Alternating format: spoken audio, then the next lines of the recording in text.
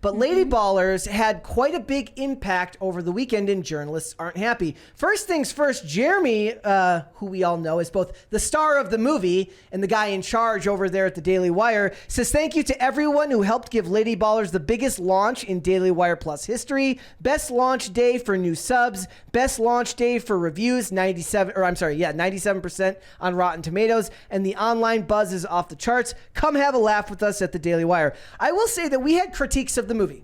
We did critique the movie. I did find that there were things in the movie that weren't perfect. But one thing that cannot be denied is just how much the journalists seem to hate this film. It's like the outcry of the journalists makes the movie even better. Yes. You know? And it's interesting. He also pointed out that none of the trades decided to report on the fact that they were releasing this movie, despite the fact that they did report on the other ones that they released, like Terror on the Prairie or Pendragon Cycle, or the announcement about the Daily Wire's Snow White movie. They reported on all of those, but this one they decided was a bridge too far. Yeah.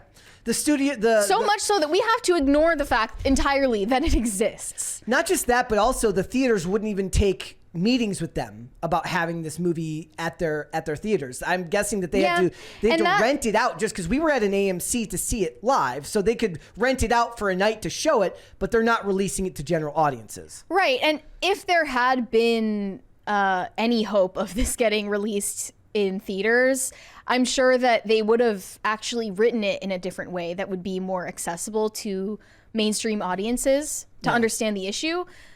But it was written for Daily Wire's existing audience. And I think that despite the critique that it's a little bit too much of an inside joke, I'm saying that, you know, they wrote and created it with the intention of their existing audience watching it and enjoying it. So that makes sense to me. You're making a product for the audience that you know will support it. Yes, who already agrees with the message of the movie. Yeah. And they're saying, you know, even though we can't release this in theaters, you give the existing audience what they want, and that the way that they affect the culture is by their personal relationships and word of mouth. That makes more sense to me than attempting and then failing to get this theatrically released, because that was never going to happen.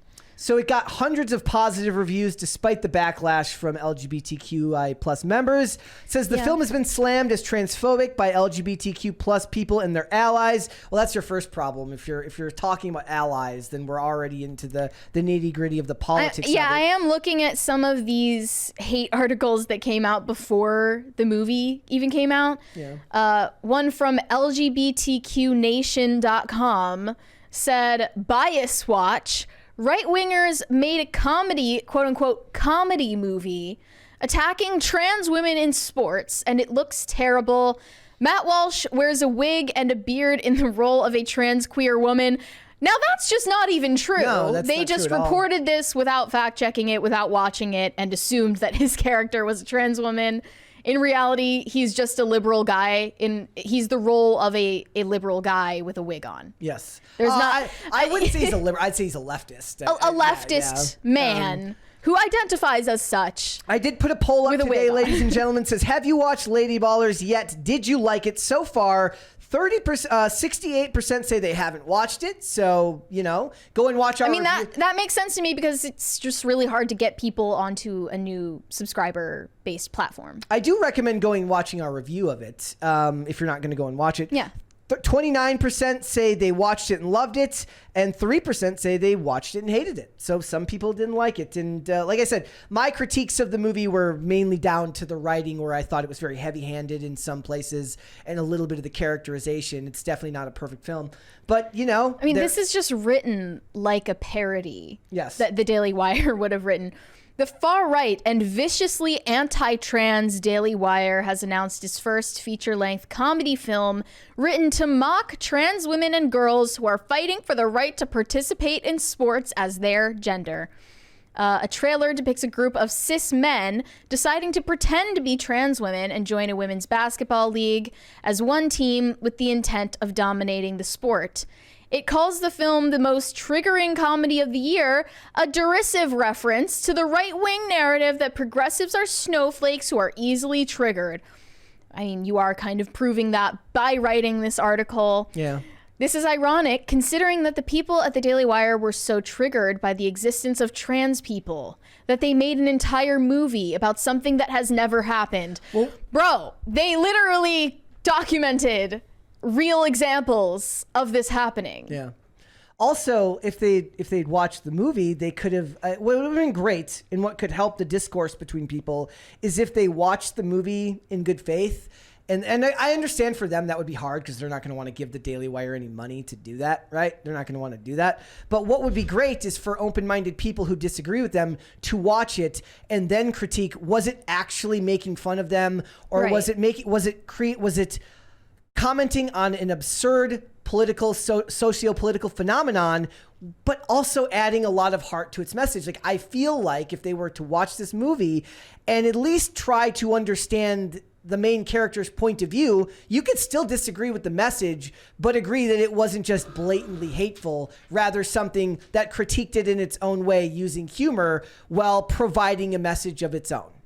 And I do have a problem on its face of overtly political movies coming out these days. Granted, the Daily Wire's doing Pendragon Cycle and all of these other things that are not inherently political.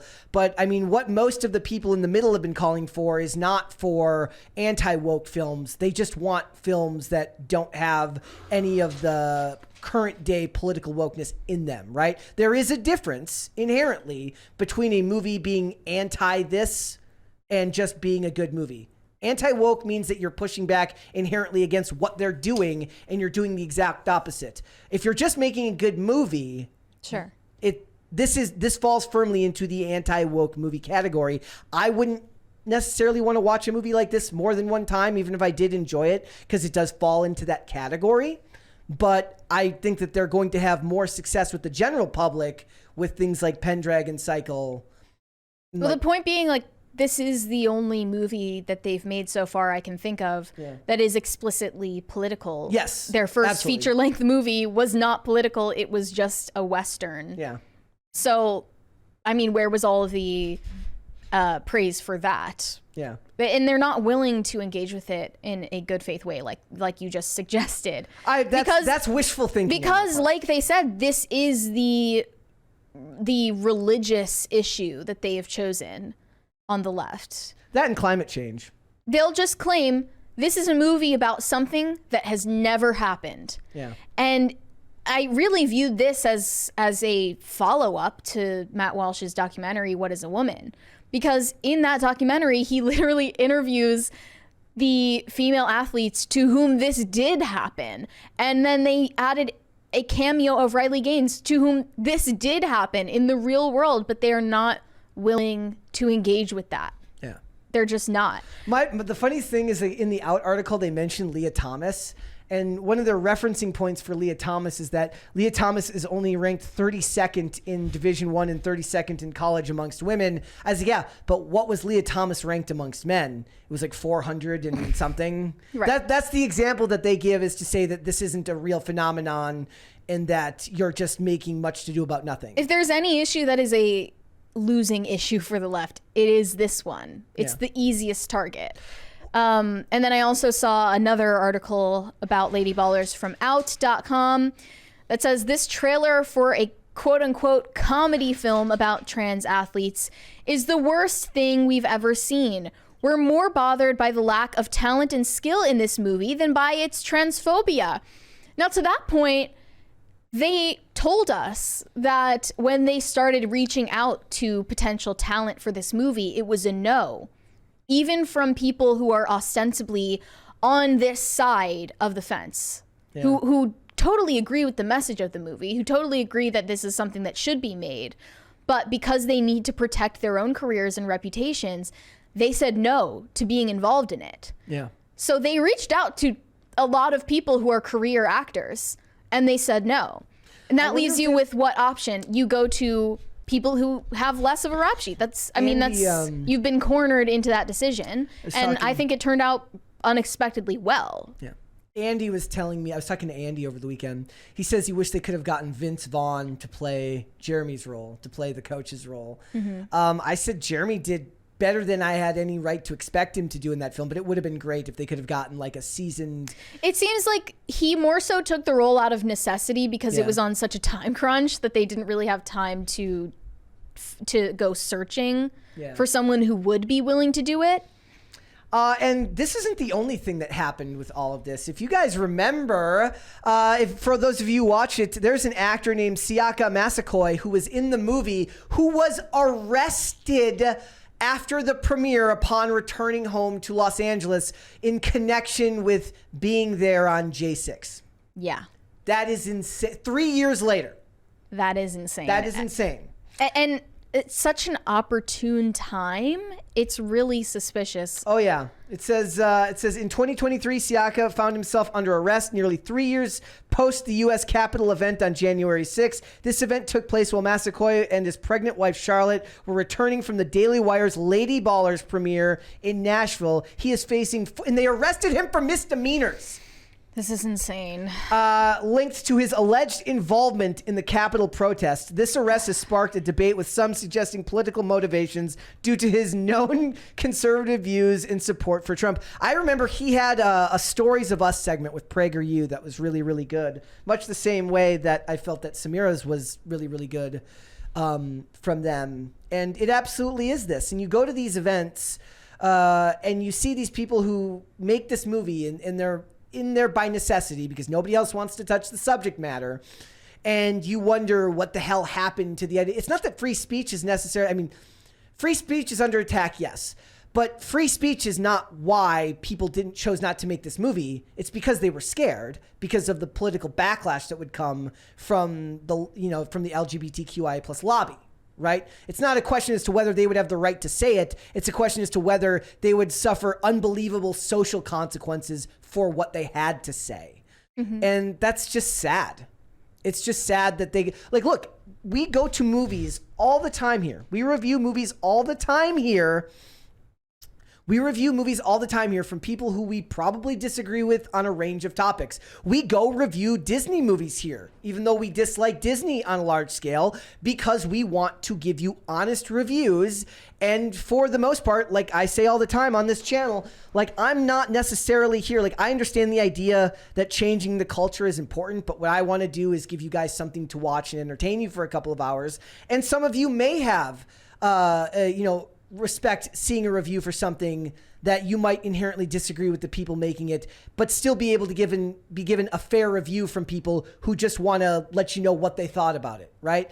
I can review a movie from somebody at Disney. I can review a movie from somebody at A24, any of these studios, and tell you that it's good or it's bad.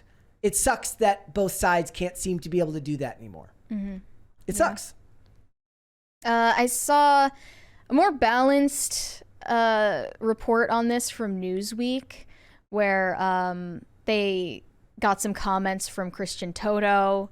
He was like literally the only critic review that I saw for this movie. The critics are totally ignoring it.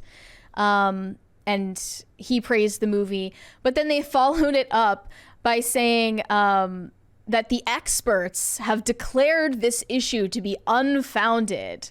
And the ACLU is cited here saying, excluding women who are trans hurts all women. It invites gender policing that could subject any woman to invasive tests or accusations of being too masculine or too good at their sport to be a real woman.